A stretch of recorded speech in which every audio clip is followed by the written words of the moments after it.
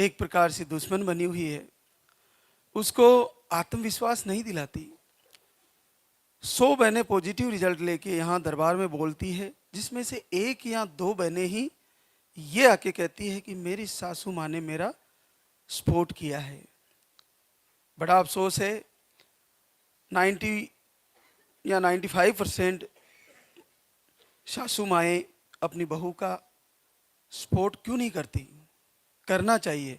बहू कोई बात नहीं, घबरा मत बेटा, अब की बार तेरा हो जाएगा, यहाँ नहीं तो कहीं और दिखाएंगे। तो मैं ये मानता हूँ कि आत्मविश्वास देने वाला बहुत बड़ा होता है आत्मविश्वास तोड़ने वाले से। आपके आसपास जितने भी लोग हैं उनको हम नहीं बदल सकते, लेकिन मैं निवेदन करना चाहूँगा जो परिवार में लोग रहते हैं वे तो मातृशक्ति को उलाना ना दे, और अगर लालदा की सरकार का दीपक जला रही है या पूजा आरती कर रही है तो कुछ समय करने दे। और मैं वचन देता हूँ इस दरबार से, अगर पूरे हृदय से अगर ये किया गया तो ये बड़ा आसानी से आपकी समस्या सोल्व हो जाएगी। कल मेरे पास एक पॉजिटिव रिजल्ट लेके एक बहना थी, उसको भी आरती से ही पॉजिटिव आया था, लेकिन वो एक बात बता रही थी कि मेरे वहाँ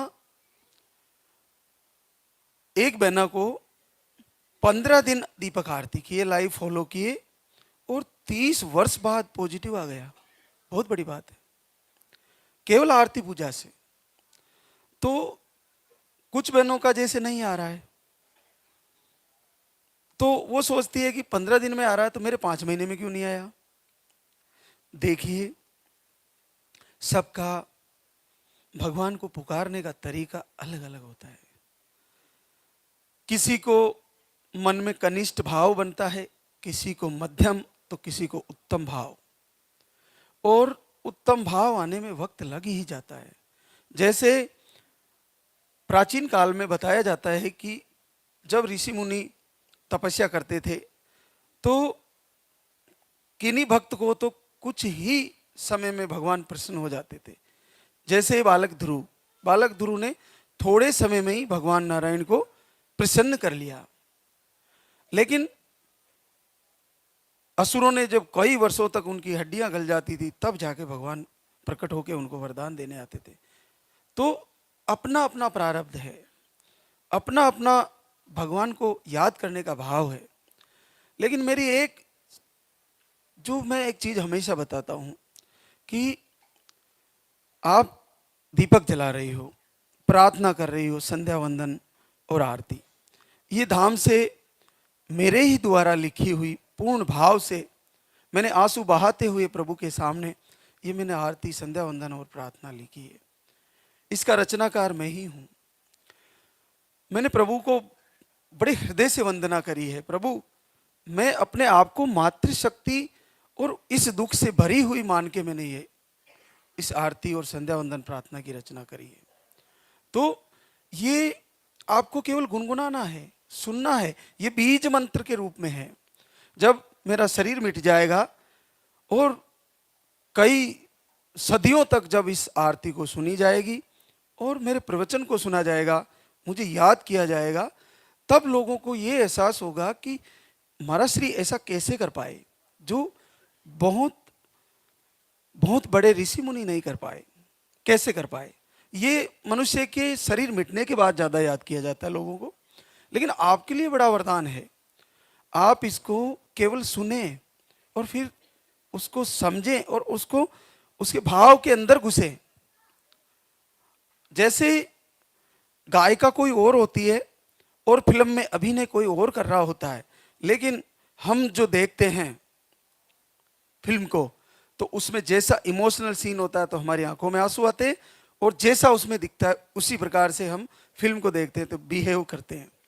तो आपको उस आरती में जो आपकी ही समस्या का शब्द लिखे हुए हैं और वो बड़ी अद्भुत और बड़ी प्यारी धुन में मेरी शिष्या गा रही है, वो आपकी पुकार को लेकर प्रभु के सामने पेश कर रही है, तो आप उसी में घुसें। जैसे एक छोटा सा उदाहरण बताऊं, हम एक रस्सी कूद खेला करते थे पहले, जिसमें दो गुड़ियाएं या दो ऐसे ऐसे उसको चलाते हैं, फिर एक गुड़िया आती है और उसमें घुसने की कोशिश करती है, और फिर एक बार एंट्री हो जाती है, फिर वो कूदती रहती है और वो रस्सी ऐसे चलती रहती है, जब तक वो थकती नहीं तब तक उसमें वो जंप करती है, वो रस्सी ऐसे निकल, फिर जंप करती है। ऐसे ही इस आरती में, इस प्रार्थना में, इस संध्या वंदन में घुसना है। अब घुसने के लिए क्या होता है कि जब हम रस्सी को देखते हैं, ऐसे रस्सी को देखा, एकदम से एंट्री करी, फिर उसके अंदर घूमते रहो। उसी प्रकार से अपने ध्यान को, अपने मन को, अपने पूरे भाव को उसमें घुसाना है। जब आप पूर्णतः घुस जाओगे तो आप 101 बार कूदना है तो 101 बार कूद जाओगे, और अगर नहीं घुस पाए तो एंट्री में ही आपको वो रस्सी टच हो जाएगी। तो ऐसा ही आरती और प्रार्थना का संबंध है। जब तक आप जुड़ नहीं पा रहे हो, कोई बात नहीं, फिर से कोशिश करें। लेकिन क्या होता है कि आपके दोनों तरफ जो रस्सी घुमाने वाले हैं ना, वो बेईमानी करेंगे। आसपास जैसे घर में ही है, माता जी है, घर में सासू माँ है, दूसरे आसपास के लोग हैं, अरे कुछ नहीं है, वो रस्सी को सही नहीं चलाएंगे, मतलब आपको उलाहना देंगे कि आप ये क्या कर रहे हो, कुछ नहीं होने वाला। तो आप हार ना माने, आप फिर से तैयारी करें। मैं कह रहा हूं, इस आरती से, इस प्रार्थना से, वीडियो दर्शन से और मेरे लाइव से जो जुड़ गई बहना, उनके लिए सबसे सरल और सबसे आसान, इसके सिवा इस दुनिया में कोई भी नहीं है। आपको करना क्या है, दीपक जला दिया, दीपक की लो पर अपना ध्यान लगाइए, देखिए कि दीपक कैसे चल रहा है, कुछ मिनट देखिए, और दीपक को देखने के बाद प्रभु की मूर्ति को देखिए, फिर दीपक को देखिए, फिर मूर्ति को देखिए, और आंखें बंद करके फिर देखिए, और बार बार याचना करिए, मांग लीजिए कि प्रभु सबको दे रहे हो, हमें भी दे दो। आप शिव के रुद्रा अवतार हो। मैं आपको बता दूं ये कैसे हो रहा है।